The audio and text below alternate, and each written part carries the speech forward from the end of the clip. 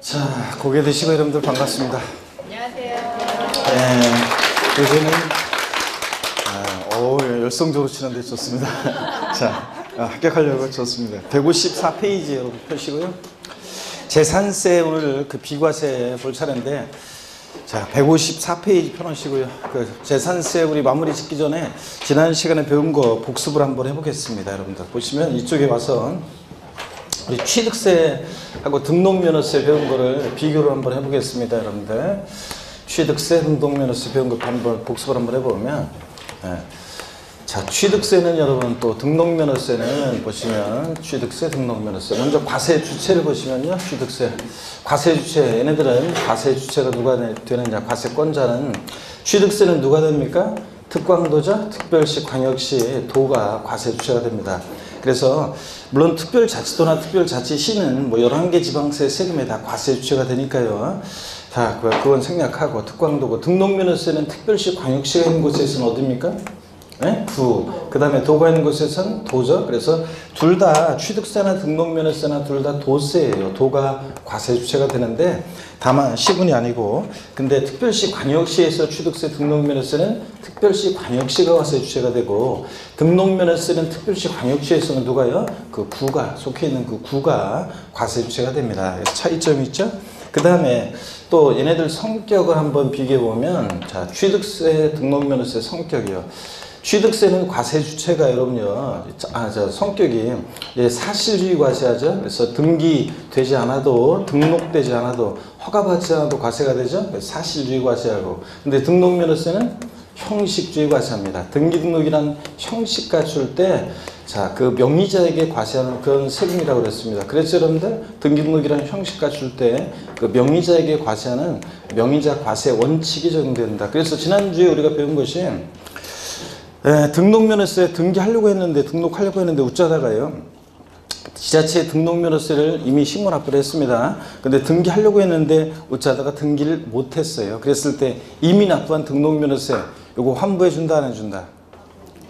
환부해 준다 그래서 안 해준다 그랬어요. 자, 한식 뷔페 얘기 드렸죠? 자, 밥 못 먹었어요. 자, 밥 좀 열었더니 없어. 그래서 밥 못 먹고 나올 때 돈 받고 나와야 돼, 그냥 나와야 돼? 받고 나와야 된다고 그랬잖아요. 손불 낸 거. 등록면허세, 자, 다시요. 등기를 하려고 했는데, 자, 등록면허세 지자체 신고 납부했고, 등기하려고 했는데 등기 등록을 못했어요. 이미 납부한 등록면허세 돌려준다, 안 돌려준다? 돌려준다 그랬습니다.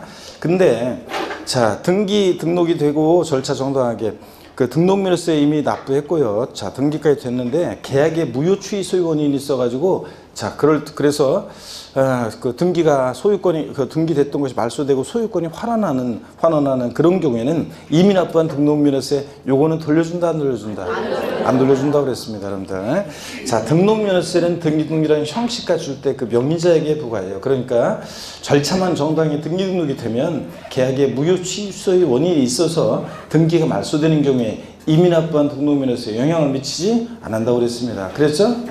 그 다음에 또 등록면허세는 누가 납세무자가 되느냐, 좀 이따 한번 보기라고. 요까지 일단 비교하고, 그 다음에 취득세는 사실주의 과세, 등록면허세는 형식주의, 명의자 과세 원칙이 적용되고요.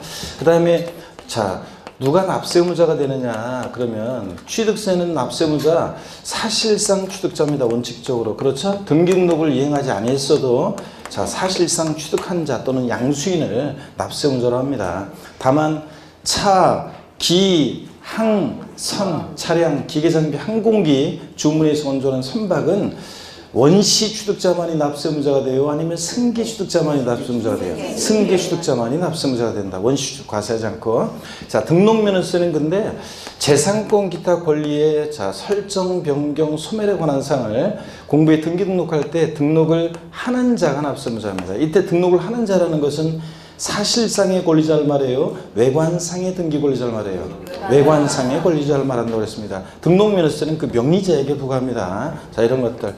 그 다음에, 자, 취득세 등록면허세요. 얘네들 또 보시면 과세 표준이요. 세금 계산 어떻게 할 것이냐 봤을 때 과세 표준 한번 비교해 보면, 취득세는, 자, 등록면허세는 둘 다 신고 납부하는 세금입니다. 그러니까 납세무자가 과표를 결정하는데 원칙적으로, 자, 취득세 같으면 취득 당시 신고하는 가액, 그렇죠? 취득 당시 신고하는 가액을 과세 표준 금액으로 합니다.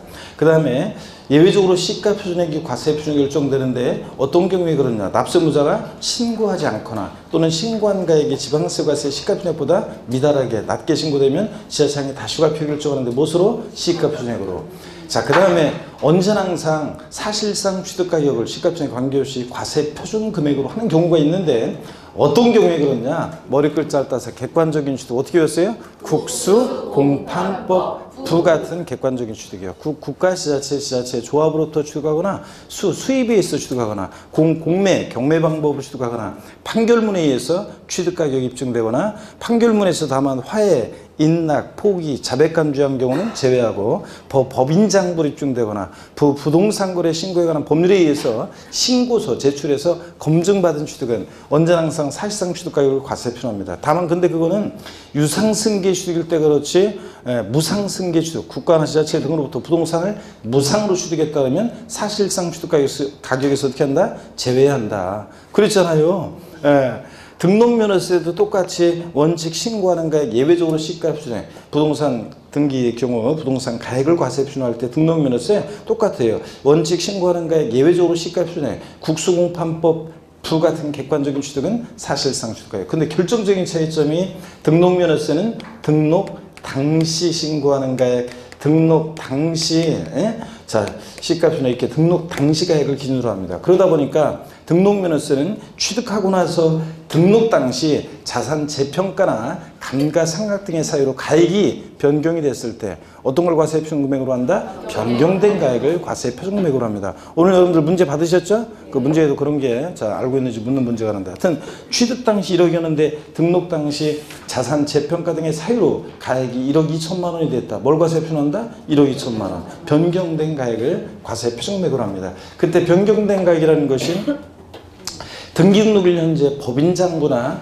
결산서 등으로 증명되는 가액입니다. 하여튼 취득세는 취득 당시고 등록면허세는 등록 당시 가액을 기준으로 한다는 게 결정적인 차이점이고요. 그 다음에 세율을 보면 둘 다 취득세나 등록면허세는 비례세율 구조로 되어 있습니다. 그래서 누진세율 적용되지 않고 둘 다 비례세율 구조로 되어 있습니다. 차등 비례세율 구조로 되어 있어요. 취득 원인 등에 따라 차등해서 비례세율. 등록면허세도 비례세율이 적용됩니다. 그래서 과표 크기와 상관없이 세율이 일정한 비례세율인데 다만 등록면허세는 근데 또 말소등기 변경 등기 할 때는 건당 6,000원 금액이 세율로 적용되니까 이럴 때 세율을 뭐라고 한다? 정액세율도 적용된다고 그랬습니다. 그 다음에 또 한번 계속 비교해 봅니다. 취득세, 등록면허세 비교해 보면 자, 또 비교해 보면 취득세, 등록면허세요. 얘네들 자, 세금 계산했어요. 그럼 납세지를 어디로 할 것이냐 그러면 납세지는 얘네들 당연히 물건 소재지가 되겠죠? 세금 계산했을 때 물건 소재지입니다. 그래서 물건 소재지를 납세지로 합니다. 취득세도 그렇고 등록면허세도 부동산 등기할 때 그 부동산 소재지, 물건 소재지입니다. 그렇잖아요, 여러분들. 근데 다만 같은 취득 물건이 2개 이상의 지자체에 걸쳐 있을 때 취득세는 어떻게 합니까? 소재지별로 안분해서 각각 납세지로 했습니다. 어떻게 안분 계산하냐? 과세 표준을 면적 비율에 따라 나눠 계산해요. 시가표준액비로 나눠요. 시가표준액비로 나눠서 계산했습니다. 근데 등록면허세는 같은 등록에 관계되는 재산이 2개 이상의 지자체에 걸쳐 있을 때 등록면허세는 소재지별로 안분해서 각각 역시 납세지로 합니다. 그렇죠?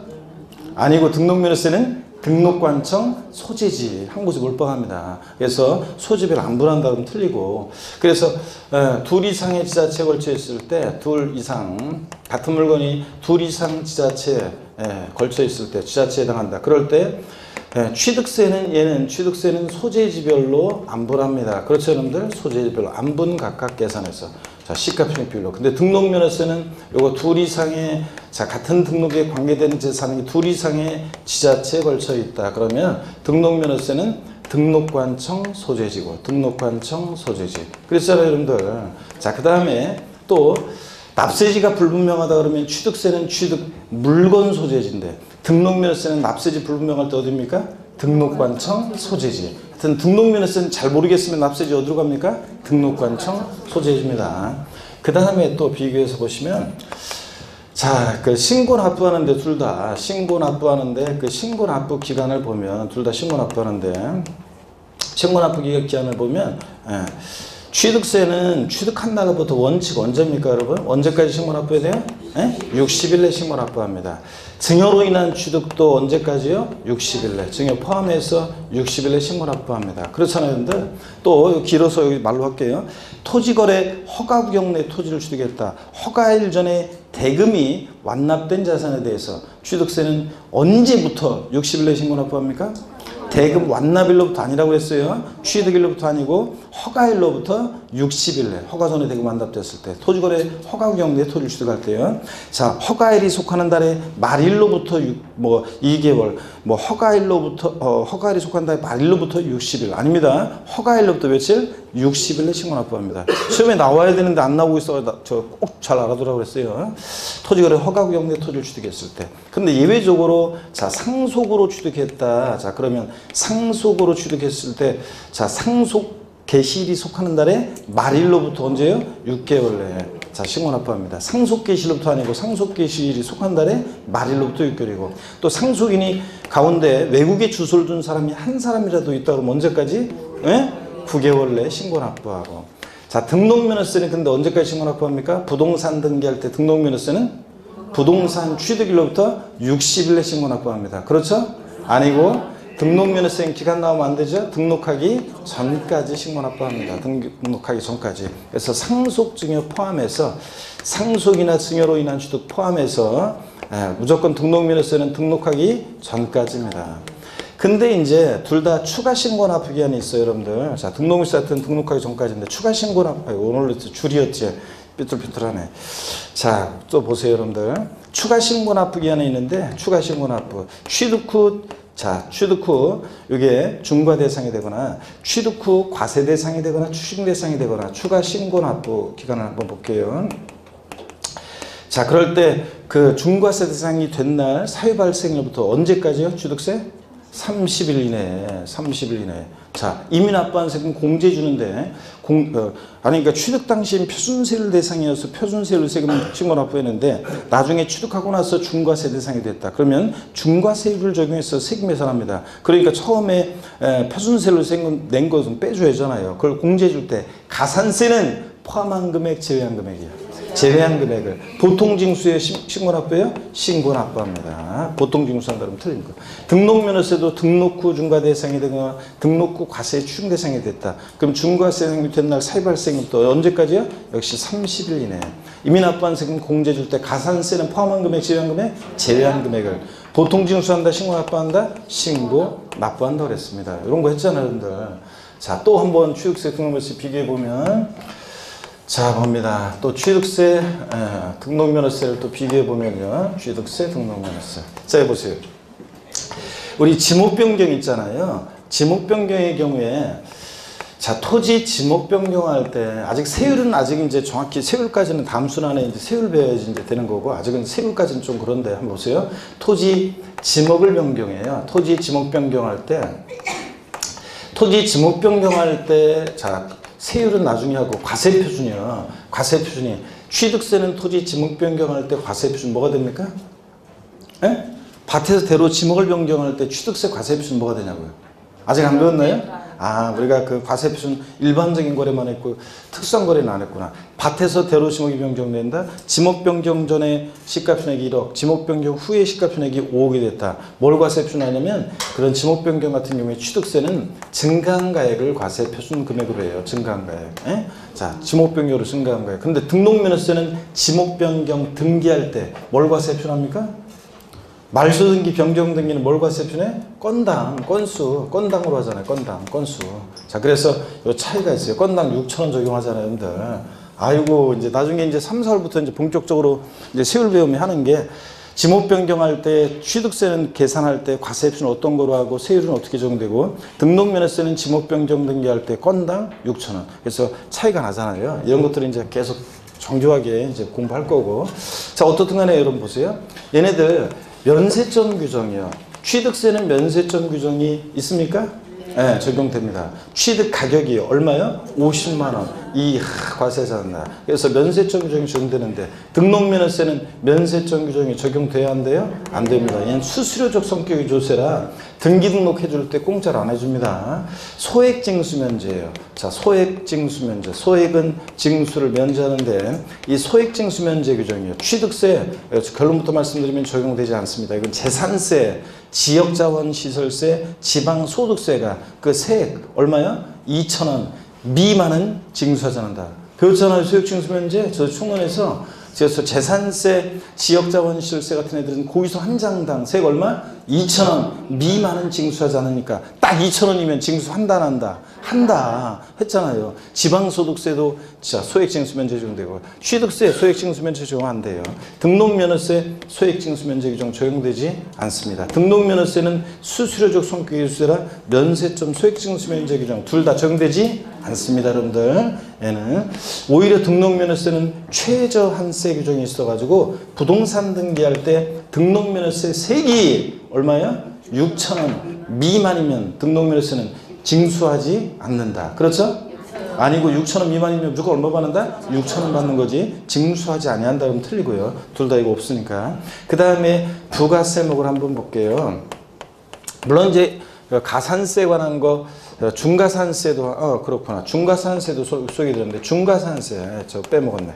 자, 취득세는 일반가산세, 등록면허세, 일반가산세는 똑같은데 중과산세 취득 후 신고하지 않고 뭐까지? 매각까지 했다가 취득 후 신고하지 않고 뭐까지? 매각까지 했다 걸렸다 그러면 산출세계 80% 중과산세 규정 적용하잖아요. 그죠 여러분들?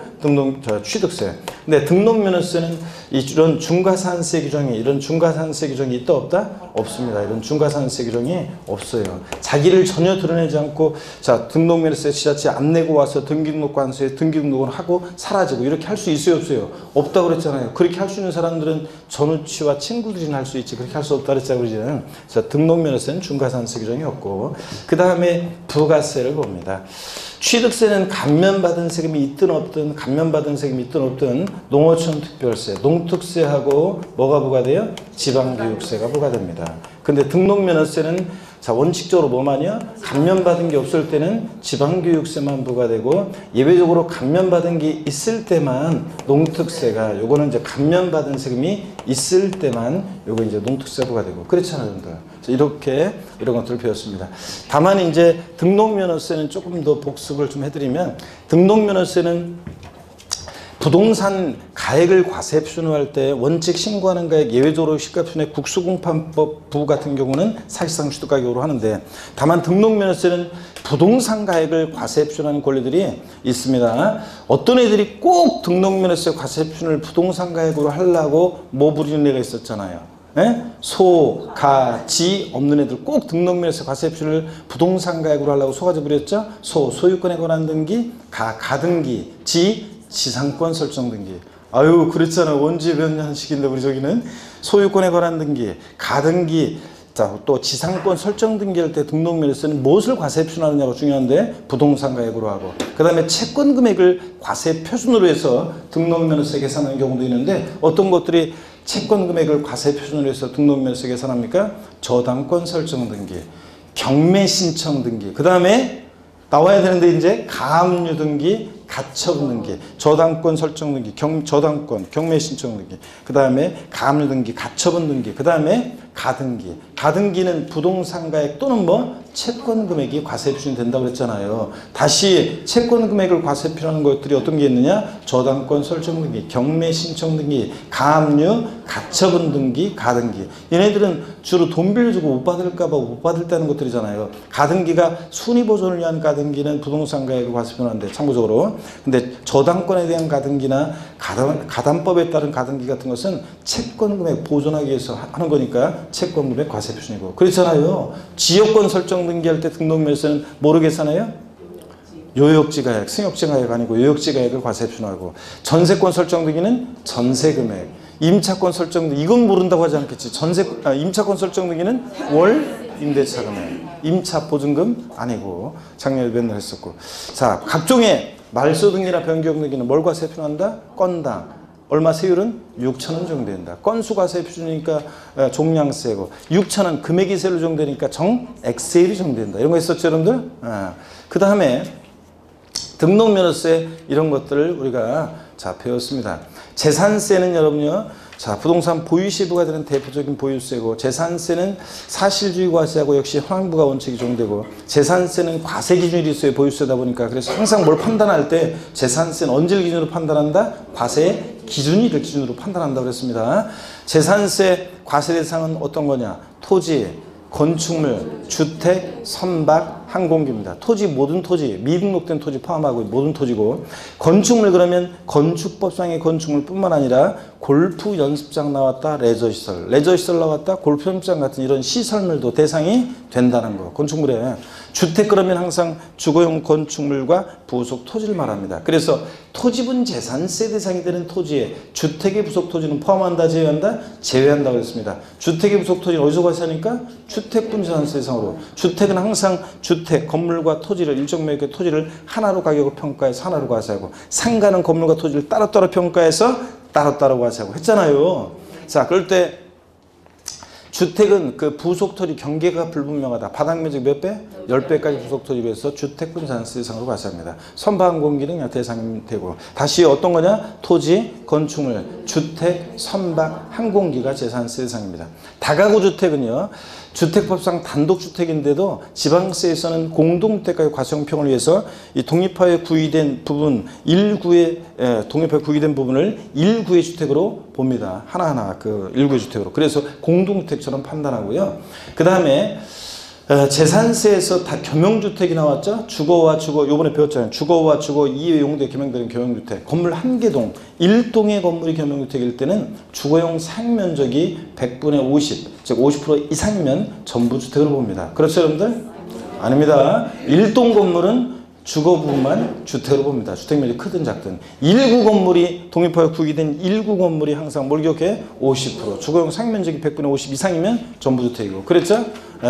그 다음에 우리 재산세 납세무자 누가 되느냐? 원칙적으로 재산세 납세무자는 실질과 현직상 등기등록과 무관하게 과세기준 6월 1년제 재산을 사실상 소유하는 자입니다. 그런데 예외적으로 공부상 소유자가 납세무자 되는 경우도 있었는데 권리변동이 있었는데 권리변동 사실을 신고 안 해서 과세권자가 사실상 소유자가 누군지 알 수 없을 때 누가 납세무자? 공부상 소유자.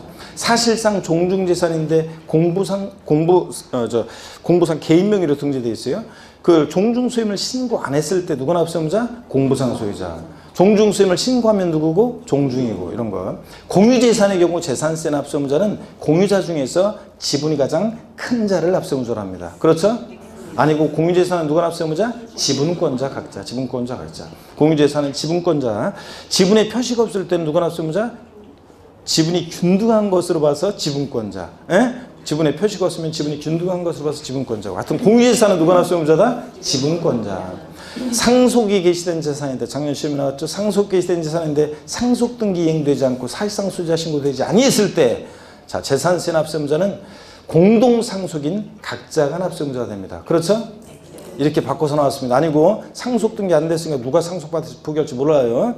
또 사실상 소유자 신고도 안 됐으니까 자 상속 순위를 보고 형적으로 판단합니다. 누가 납세무자? 주된 상속자. 결정의 제1순위는 누구다? 민법상 상속 지분이 가장 높은 자. 2순위는 누구고?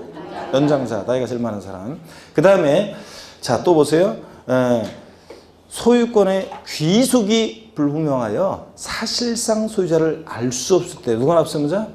사용자. 소유권의 귀속이 분명하다는 것은 공부상 소유자를 상대로 소송 중에 있거나 그자가 어디 간지 알 수 없을 때 행방불명일 때니까 소유권의 귀속이 불명해서 사실상 소유자를 알 수 없을 때 공부상 소유자이다 이렇게 바꿔낼 수 있는데 아니고 사용자입니다. 하여튼 사용자가 납세무자가 되는 거 딱 요거 하나예요. 소유권 귀속 불분명할 때 사용자. 그 다음에 국가지자체 지자체의 조합과 앤드 연부매매계약 체결하고 앤드 무상사용권을 부여받았을 때 누가 납세무자? 매수계약자. 매수계약자. 실적으로 권리변동 됐다고 봐서 국가 등의 소유물로 비과세한다면 틀려요.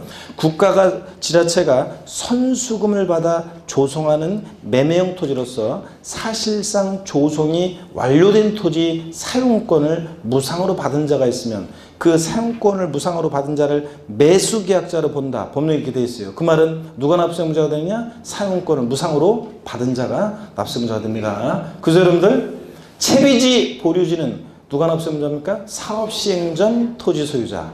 아니고 사업시행자. 채비지 보류지는 사업시행자고. 이런 것들 공부했습니다, 여러분들.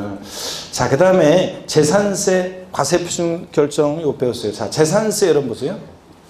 재산세 고개를 드시고 과세표준은 항상 보통징수하니까 지자체장이 결정해요. 자, 지자체장이 재산세 과세표준은 항상 무엇으로 결정하느냐? 개인 소유, 법인 소유 재산 구별해야 하네요. 구별하지 않고 항상 뭐로 결정한다? 시가표준액을 과세표준합니다. 법인이 소유하는 재산의 경우 재산세 과세표준은 법인 장부상의 가격으로 한다. 엑습니다. 법인 소유 재산도 시가표준액으로, 국가나 지자체로부터 취득한 재산도 무엇으로? 시가표준액으로 과표 결정된다고 그랬습니다. 그랬죠? 아이고. 그 다음에 재산세.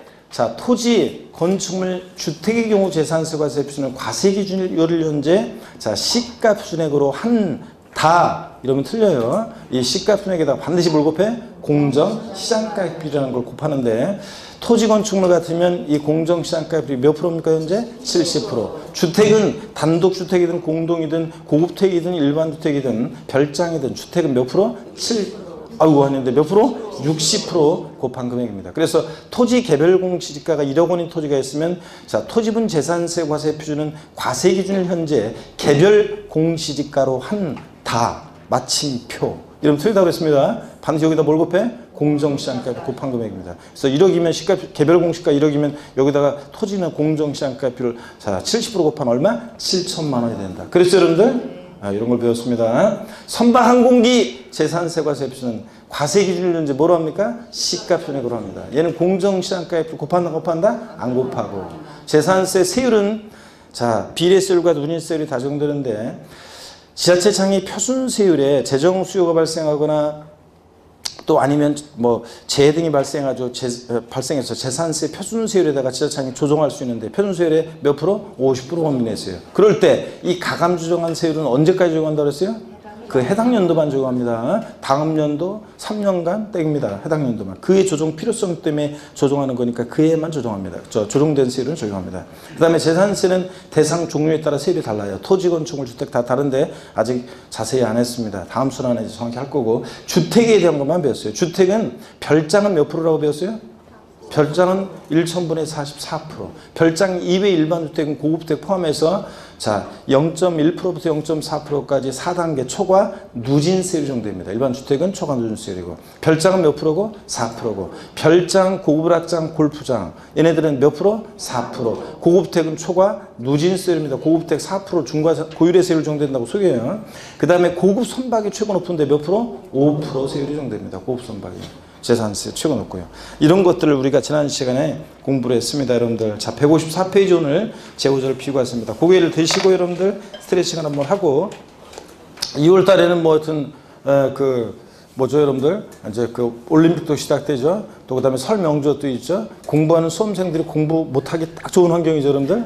근데 하여튼 뭐 그래도 다른 해와 달리 설 명절도 올해는 좀 즐기셔야 되고 제가 항상 얘기하지만 그 주부 수강생 여러분들은 이번 설 명절 때는 시댁에 가면은 다른 동서나 이런 사람들보다 전투적으로 다른 사람이 전 하나 붙일 때 여러분 2개, 3개 막 붙여.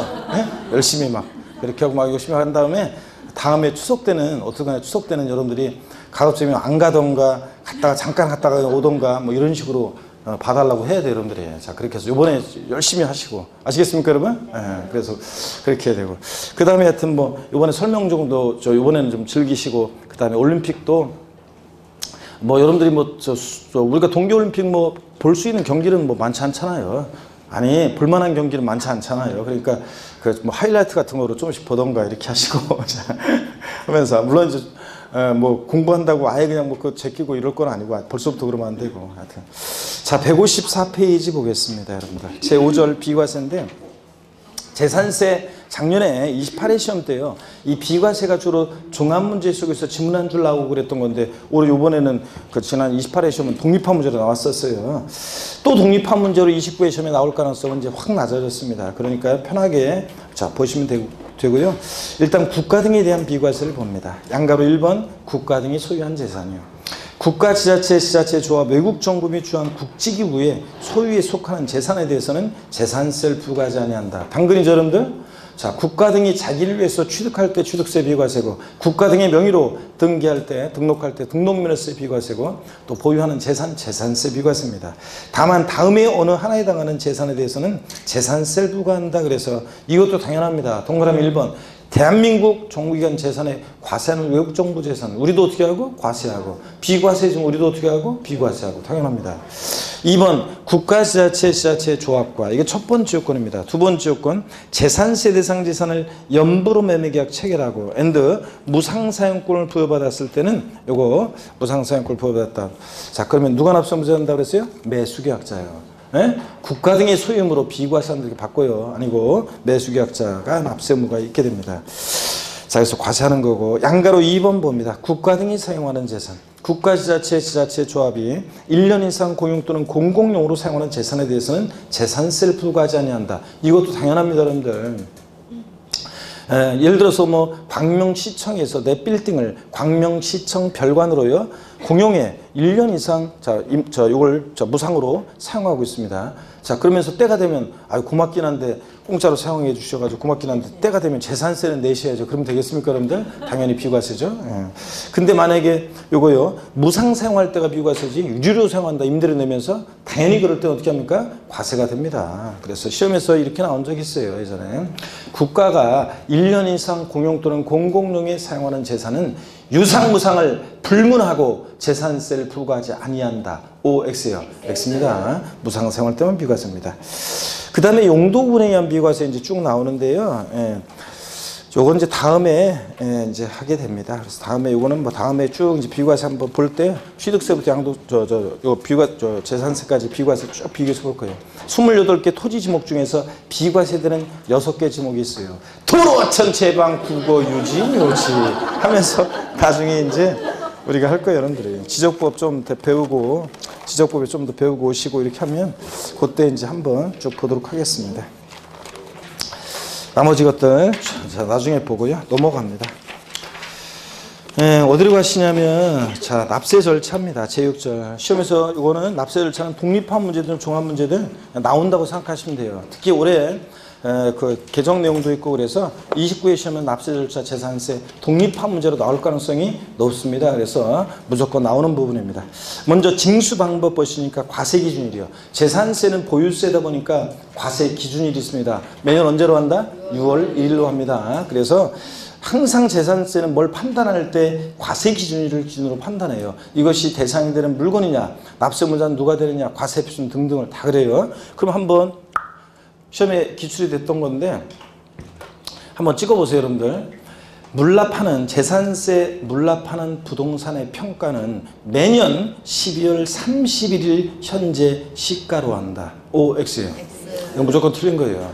자, 이것도 이런 걸 보세요. 이런 무조건 보자마자 틀린 거예요. 왜냐면 재산세는 뭘 판단한다. 그럼 항상 언제를 기준으로 판단한다고요? 과세 기준일 6월 1일 기준으로 판단하는 거예요. 그래서 물납하는 부동산 가격을 평가할 때 세금을 부동산으로 납부하게 되는데 재산세 그럴 때 물납할 때 그 물납하는 부동산의 평가는 매년 12월 31일 현재 시가로 한다. 무조건 틀린 거죠? 언제로 합니까? 6월 1일 현재 시가로 합니다. 항상 그런 거예요. 납기 봅니다. 재산세 납기는 상식처럼 무조건 알고 있어야 되는 거예요. 재산세 납기, 취득세 신고기한, 등록면허세 신고기한 이런 거를 모른다 그러면 시험장에 갈 자격이 없는 사람이에요. 자, 상식처럼 알고 있어야 되는데 재산세 정기분에 대한 납기는 과세 대상의 종류에 따라 납기가 달라져요. 그래서 먼저 토지에 대한 재산세, 토지분 재산세 납기는 정기분 딱 법에 정해져 있어요. 매년 9월 16일부터 언제? 9월 30일까지 납기로 합니다. 건축물하고 아래 선박항공기는 7월 16일부터 7월 31일까지 납기로 하고요. 주택만 부가징수할세계 2분의 1 절반은요 7월 16일부터 31일까지 납기로 하고 나머지 절반은 9월 16일부터 9월 30일까지 납기로 합니다.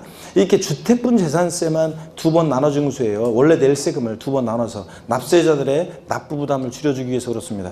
토지나 건축물 갖고 있는 사람들, 땅이나 산 갖고 있는 사람들은 부자들이잖아요.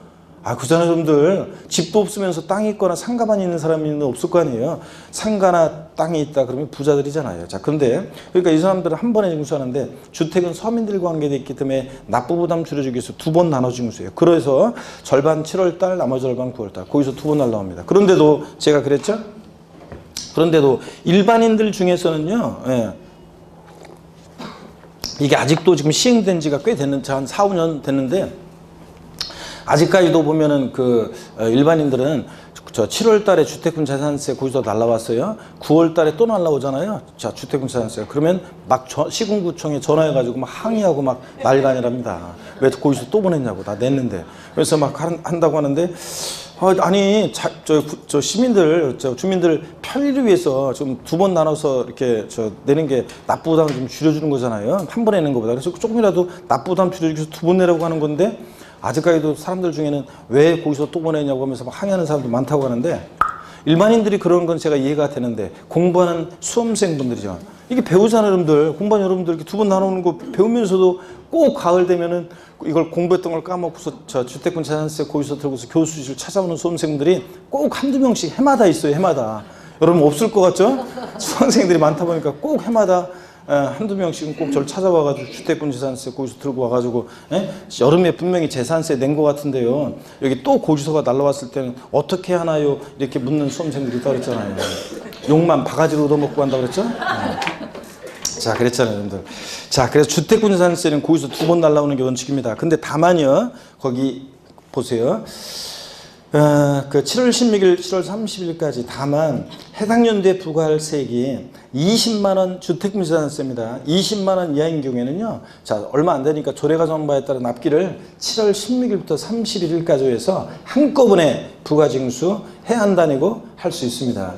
이게 이제 개정세법인데요. 작년까지 10만 원이었어요. 자, 근데 올해 지금 20만 원으로 바뀌었어요. 왜냐면 부동산 가격도 많이 올라갔고, 그 다음에 자 등등 그래가지고 이걸 갖다가 그리고 또 이렇게 두 번 날라온다고 막 항의하는 사람들이 많아가지고 그래서 뭐 한 번에 4개 그냥 하면 되지 왜 귀찮게 두 번 내라고 하냐고 자 사람들이 또 항의하는 사람들이 있어요. 그래가지고 그런 사람들 때문에 자 아니 제가 지어낸 말이 아니라 입법 예고 하면서 왜 이걸 바꾸느냐 이런 이유 때문에 바꾼다 개정 이유가 그런 거였거든요. 아니 지금 제가 얘기한 대로 사람들이 막 왜 두 번 내라고 하냐고 한 번 내면 되는 4개 그냥 한 번만 보내주지 왜 두 번 귀찮게 막 내라고 하느냐 이런 사람도 있고 등등 그래가지고 또 부동산 가격도 올랐고 그래서 이걸 20만 원으로 개정했습니다. 상식처럼 무조건 알고 있어야 됩니다. 시험에 나옵니다. 나오면 전국에 강의 들은 수험생들은 다 맞춥니다. 자기 혼자만 틀리면 안 되죠, 여러분들. 그래서 이거 주택분 재산세, 산수산세기, 증서세기 20만 원 이하일 때는 조례로서 7월 달에 한꺼번에 부과징수할 수 있습니다. 20만 원 초과할 때 이제 두 번 나눠 징수하는 거고요. 질문 드리겠습니다.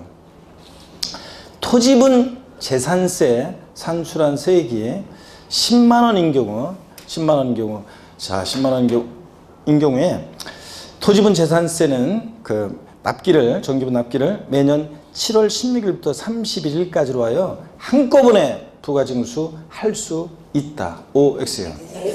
다시 토지분 재산세 산출한세액이 10만 원인 경우에 조례가 정하였던 납기를 7월 16일부터 31일까지로 하여 한꺼번에 부과징수할 수 있다. OX. X입니다. 나중에 이제 여러분들 저한테 한 몇십 번씩 시험장 갈 때까지 수십 번 듣게 되는 얘기가 뭐냐면 재산세나 종합부동산세 문제 풀 때는 지금 읽고 있는 지문이 토지를 말하는 지문인지 건축물 말하는 지문인지 주택을 말하고 있는 건지를 항상 봐야지 숫자만 익숙해가지고 하다 보면 주택에 대한 내용, 토지에 대한 내용, 건축물에 대한 내용을 서로 뒤바꿔 놓거든요. 그거만 대상만 바꿔가지고 숫자 익숙해가지고 그냥 항상 넘어가는데 아닙니다. 토지는 부자들이라고 그랬잖아요. 그러니까 무조건 납기를 언제로 합니까? 9월 16일부터 9월 30일까지 합니다. 토지분은 재산세가 뭐 30만 원이어도 30만 원, 토지분 재산세는 만약에 산출한세액이 30만 원이어도 20만 원을 초과했어도 자 무조건 납기를 언제로 한다? 9월 16일부터 9월 30일까지로 합니다. 무조건. 자, 20만 원 안 돼도 넘어도 토지는 무조건 그렇습니다. 주택하고 구별하시고요. 동그라미 2번 표 아래엔 수시분을 봅니다. 지자체장은 과세 대상의 누락이 위법 착오 등으로 인해서 임의 부과세액을 변경하거나 수시 부과할 사고가 발생하면 수시로 부과징수할 수 있습니다, 여러분들. 자, 그 다음에 납세지를 봅니다. 자, 납세지는 뭐 지방세는 납세지가 물건 소재지겠죠? 자, 그래서 토지분 재산세 납세지는 토지 소재지, 건축물은 건축물 소재지고, 주택은 주택 소재지입니다. 시험에서 바꿔서 나왔던 것이 19회 시험 때 주택분 재산세 납세지는 주택 소유자의 주소지 시군구이다. O, X요. X입니다. 자, 주택 소재지, 소유자 주소지 아닙니다. 선박항공기는 그냥 참고입니다. 주소지로 가는 예외도 나오긴 하지만 참고고요. 징수 방법 봅니다. 보통징수. 재산세는 보통징수하는 세금입니다. 납세 고지서를 발부해서 징수합니다. 그럴 때 157페이지 기억본, 재산세는 관할 지자체장이 세액을 산정하여 보통징수 방법으로 징수합니다. 원칙 보통징수, 예외 신고납부 선택할 수 있다. X입니다. 그래서 종부세하고 헷갈리면 안 돼요. 그래서 제가 항상 얘기하지만 뭐 세법 공부했다고 이제 여러분 집으로 올해 이제 재산세 고지서 날라오면은 보고서 에이 자꾸서 그냥 내가 우리 집 재산세 올해부터는 이제 세법 공부했으니까 내가 계산한다. 된다 안 된다? 안 된다고 그랬습니다. 보통 징수 방법으로만 징수가 되고, 동그라미 니은번, 재산세를 징수하려면 토지, 건축물, 주택, 선박 및 항공기로 구분한 납세 고지서에 과세표준과 세액을 적어서 늦어도 납기 밑줄입니다. 살짝 또 아까 납기는 뭐 줄을 제가 안 그어드린 저 납기는 그냥 다 줄을 그어야 되니까 그런 거 상처는 무조건 별 표시해놓고 반드시 하여튼 납세 절차는 다 중요합니다. 지금 다. 그런데 다만 니은번 어떻든 간에 특별히 요거 밑줄입니다. 자, 156페이지는 뭐 다 상식처럼 반드시 알고 있어야 되는 중요한 내용이고, 동그라미 니은번, 자, 고지서 보낼 때 납기 개시 며칠 전까지 발부해야 한다? 5일 전까지 고지서 발부해야 한다는 거. 납기 개시 전까지 발급해야 한다. X입니다. 며칠 전? 5일 전까지입니다. 밑줄이고. 동그라미 2번도 다 중요합니다. 재산세 고지서에 병기되는 조세, 지역자원시설세요.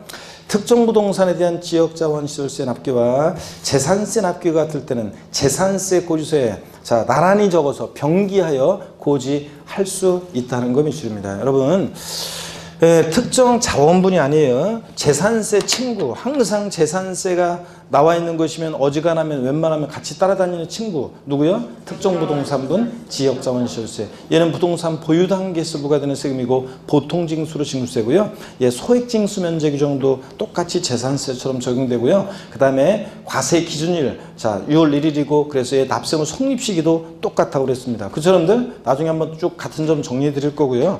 자 어떤 간에 그럴 때 또 재산세 납기에 관한 그 규정뿐만 아니라 재산세 많은 규정을 준용 따라가요. 그러다 보니까 재산세하고 납기가 같은데 둘 다 보통징수하는데 같은 무렵에 재산세 고지서 따로 지역자원시설세 고지서 따로 보내면 서로 불편하니까 만드는 사람이나 내는 사람이나, 그러니까 재산세 자 고지서를 보면 재산세 얼마, 부가세인 지방교육세 얼마, 그 다음에 지역자원시설세 요거 특정 부동산분 자 이렇게 얼마 내라고 같이 재산세하고 납기가 같을 때 재산세 고지서에 나란히 적어서 병기돼서 고지할 수 있는 세금 어떤 거라고요? 지역자원시설세 특정 부동산입니다. 자 이렇게 알아두시고 특정 자원분 아니라는 거. 자, 그 다음에 계속 이어서 봅니다. 3번 소액징수 면제 규정이 적용되죠. 재산세. 이것도 상식입니다, 이건. 자, 고지서 장당, 재산세 고지서 한 장당 세액 얼마요? 2,000원 미만은 징수하지 않습니다. 그러니까 딱 2,000원이면 징수한다는 거. 상식처럼 알고 있어야 되고. 그 다음에 양가로 5번 신고무효. 이게 어떤 거냐. 자, 지난주에 납세무자 할 때 제가 이제 이걸 살짝 언급을 했었는데 한번 보겠습니다.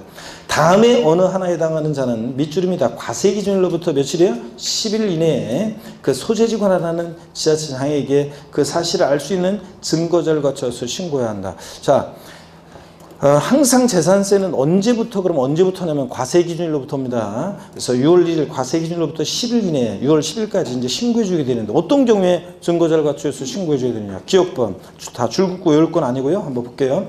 재산의 소유권 변동 또는 과세 대상 재산의 변동 사유가 발생했으나 과세 기준일까지 등기가 되지 않냐는 경우에는 공부상 소유자가 신고해 주게 되었습니다. 우리 지난주에 배운 게 이거예요. 납세무자 할 때 배운 게 이쪽 한번 보겠습니다. 여러분들 지난주에 어떤 걸 배웠냐면요, 이런 걸 배웠어요. 자, 갑이란 사람과 을이란 사람이 부동산을 매매했습니다. 거래할 때, 자 그럴 때 계약금, 중도금, 잔금이 예를 들어서 5월 31일 날 잔금이 치러졌어요. 소유권 이전 등기는 같은 연도 6월 20일 날 소유권 이전 등기가 됐어요. 이랬을 때 당연도 재산세 납세문자는 매도인인지 매수인인지 이런 거 공부했잖아요, 지난주에. 그랬을 때 언제를 기준으로 판단해요? 과세 기준일 6월 1일 기준으로 판단해요. 과세 기준일 날 봤더니 공부상으로는 여전히 매도인 갑소유로 돼 있고요. 또 사실 5월 30일 날 잔금 치렀으니까 6월 1일 날 이 재산을 사실상 소유하는 자는 누구예요? 매수인 을입니다. 이랬을 때 누가 당연도 납세문자가 되느냐? 자, 과세 기준일 6월 1일 현재 재산을 사실상 소유하는 자가 원칙적인 재산세 납세문자가 된다고 그랬죠? 그랬잖아요. 그런데 여기서 전제로 깔고 있는 것은 이거예요, 사실은. 자, 보세요. 권리 변동이 있는데 과세 기준일까지 등기가 이행이 안 됐어요. 자, 지금 이런 경우죠? 권리 변동이 있는데 과세 기준일 6월일까지 등기가 이행이 안 됐을 때는 이 공부상 소유자가요, 과세 기준일로부터 10일 이내, 그러니까 6월 10일까지 이런 권리 변동 사실에 대해서 계약서 첨부해서 시장군수한테 신고해 주게 되어 있습니다. 이런 신고를 했어요. 자, 등기는 아직 안 됐지만 5월 30일에 잔금을 치렀네. 그럼 6월 1년제 재산을 사실상 소유하는 자는 누구예요? 매수인 을. 그래서 매수인 을이 자, 사실상 소유자가 납세문자가 되는 게 원칙이에요. 그런데 이런 권리변동이 있는데 이런 권리변동 사실을 자, 과세기로부터 10일 이내 신고를 안 했어요. 그럼 과세권자가 언제 잔금 치러주고 이런 걸 모르니까 자, 다시 보세요. 지난주에 배운 게 권리변동이 있는데 권리변동 사실을 신고 안 해서 사실상 소유자를 알 수 없을 때 누가 납세문자가 됐어요? 공부상 소유자가 되는 경우도 있었잖아요, 지난주에. 졸고 있었구만, 그 사이에. 아이고, 진짜. 여기 아무도 없어가지고 지금 앞쪽에 이쪽에 딱 비어 있어가지고 요 줄에는 눈에 확 띄는구만. 조용히 그냥 그 사이에 그냥 눈을 감고 그님을 만나고 계시는 거 봐요. 나를 만나야 되지. 수업 시간에는 나만 생각하고. 여러분 왜요? 수업 시간에는 여기 강의실 들어와줘서는 저만 바라보고 저만 생각하고 제가 들려드린 얘기만 생각하고. 아시겠습니까, 여러분? 그래야지 다른 사람 만나고 그러면 안 돼요, 여러분. 여기 와가지고 눈 감고서 다른 사람 만나고 막 이러면. 자, 아이고, 여기 봅니다. 그래서 요 얘기. 자, 권리변동이 있는데 권리변동 사실, 권리변동이 있는 경우에 과세 기준까지 등기가 이행이 안 됐을 때는 과세 기준으로부터 며칠 이내? 10일 이내 이런 신고해주게 됐다는 얘기입니다. 자, 그리고 계속 이어서 볼게요. 니은번 같은 것도 줄볼 필요는 없고 한번 보세요. 신고 의무 계속 봅니다. 상속이 개시된 재산으로서 상속 등기되지 아니하는 경우에 주된 상속자가 이게 상속 개시된 재산이다 이런 걸 신고해 주게 되어 있어요. 디귿번 사실상 종중 재산인데 공부상 개인 명의로 등재되어 있을 때는 공부상 소유자가 이게 실제는 종중 재산이다 이런 걸 신고해 주게 되어 있어요. 리을번 신탁법에 따라 수탁자 명의로 등기된 신탁 재산은 수탁자가 이거 신탁 재산이다 이런 거를 신고해 주게 되어 있습니다. 과세 기준으로부터 며칠? 10일 이내요. 근데 이렇게 바꾸면 전국모의고사에서 여지없이 틀려요. 어떻게 바꾸면 틀리냐면 자, 이렇게 권리변동 등이 있는 경우에 이런 신고요.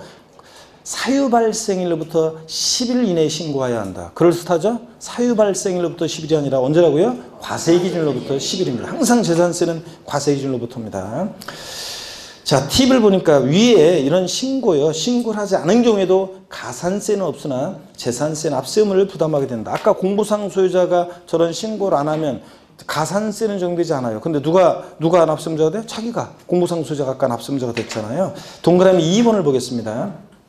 위 신고가 사실과 일치하지 않거나 신고 없는 경우에는 지자체장이 직권으로 조사해서 과세대장에 등재할 수도 있고요. 이와 같이 시장공고준수가 무신고 재산을 과세대장에 등재하면 그 사실을 관계행위 통지해 줘야 되고 이런 거 읽어보시고요. 자, 팁 내용 읽어보시면 되고 자, 넘어갑니다. 어디로 가시냐면요. 어디로 가시냐면 자, 중요한 게 하나가 빠졌네. 예. 자, 팁 내용의 팁 내용이요. 팁 내용 다시 올라가서 157페이지 거기에 중간에 있는 그 하단에 있는 팁. 위 신고를 하지 않은 경우에도 가산세는 없으나 여러분요. 여기 밑줄이요. 자, 그래서 이런 신고요. 자, 권리변동이 있는데 공부상 소유자가 과세 기준일로부터 10일 이내, 아까 저쪽에 써드렸죠. 과세 기준일로부터 10일 이내 이런 신고를 안 했다고 해도요. 자, 이런 신고를. 자, 권리 변동이 있는데 과세 기준일까지 등기가 이행이 안 됐어요. 과세 기준일로부터 10일 이내 이런 신고를 안 했다고 해서 가산세는 정되지 않아요. 다만 납세 의무만 부담하는 거예요. 공부상 소유자가. 예? 신탁재산이라는 걸 신고 안 했던, 뭐 사실상 종중재산인데 개인 명의로 공부상 등재됐을 때 그게 종중 소유다. 이런 걸 신고 안 했어도 가산세는 정되지 않습니다. 제가 조세 총론에서 이런 얘기 드린 적 있어요. 뭔 얘기 드린 적 있냐면, 자, 재산세는 보통 징수 방법으로만 징수되고 어떤 경우에도 가산금만 적용되지 가산세가 적용될 수 없는 조세다. 이런 얘기를 드린 적이 있습니다. 생각나세요, 여러분들? 아이고, 진짜 더 생각이 안 나지. 1월달에 얘기한 거. 재산세는요, 어떤 경우에도 보통 징수 방법으로만 징수되고 가산금만 적용되지 가산세가 적용되지 않아요. 그래서 재산세 문제에서 이런 신고 의무 같은 거 안 했다고 가산세 적용된다 그러면 무조건 뭐다? 틀립니다, 여러분. 아시겠습니까? 그래서 이런 신고 의무를 안 했어도 가산세는 적용되지 않는다는 거. 자, 이렇게 알아두시고요. 158페이지로 갑니다. 이것도 신고 의무도 시험에 나올 것 같은데 옛날에 나오고 지금 안 나온 지 꽤 됐어요. 그건 한 10년은 된 것 같아요. 그러니까 이런 것도 주의하셔야 됩니다. 자, 158페이지 넘어가면 양가로 6번이요. 이런 거 그냥 읽어보는 거예요. 재산세, 과세대장 등의 비치 등 그래서 대장과세. 재산세는 대장과세하는 조세다 그랬었죠. 자, 이게 무슨 말인지 이해만 하시면 돼요. 지자체는 재산세, 과세대장을 비치하고 필요한 사항을 기재해야 한다. 이 경우 해당 재산을 해당 사항을 전산 처리하는 경우에는 과세대장을 갖춘 것으로 본다. 당연하지 뭐 요즘 같은 세상에 꼭 종이로 보관할 필요가 뭐 있어요? 그죠? 컴퓨터에 저장하면 되죠.